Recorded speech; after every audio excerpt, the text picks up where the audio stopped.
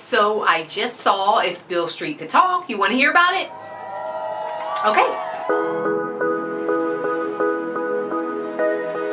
If Beale Street Could Talk is a book written by James Baldwin. It was adapted to the screen by Barry Jenkins, and he also directed it. This is not a We Shall Overcome movie.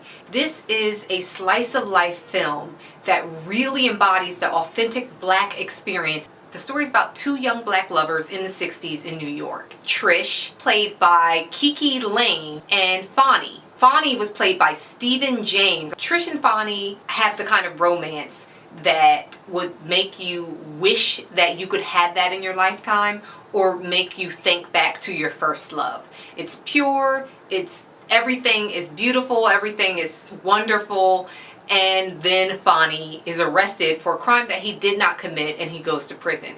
At the same time, Trish finds out that she's pregnant. The story is pretty much centered around these main events, but it's told out of sequence. There's a lot of flashbacks, there's a lot of flash forwards, but you're still able to follow along with what's happening.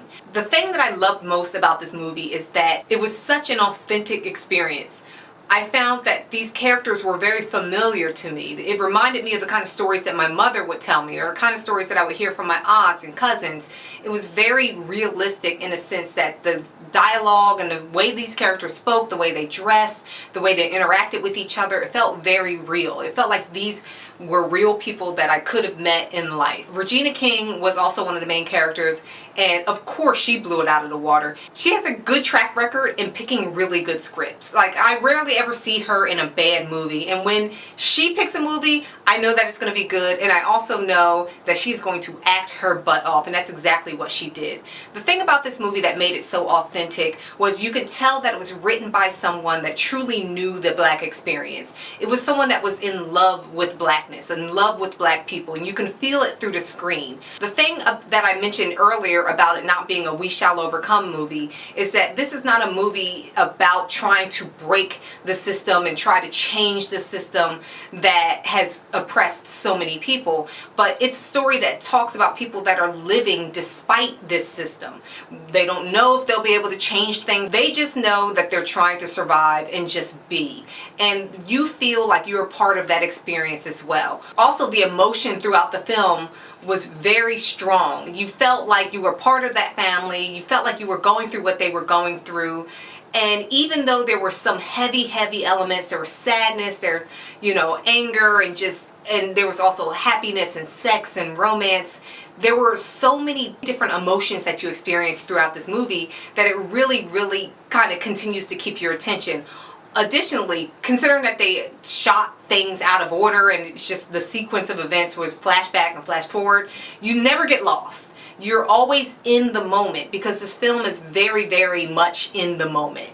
Every scene has its own story, it embodies its own personality even, and it makes you feel like you are watching something that has a soul of its own. The cinematography in this movie was really good. Any of you who've seen Barry Jenkins' Oscar-winning movie Moonlight know that he really has a talent for making sure his movies look a certain way. Another thing about Barry Jenkins is that he tends to linger on shots for a longer amount of time. There were times where it's a little too long with lingering on certain shots, but it's a very artsy movie and it makes sense for him to have done that. The thing about adapting a James Baldwin book is that there's a lot of poetry in this movie. So it's very poetic in the way it moves, in the way it feels.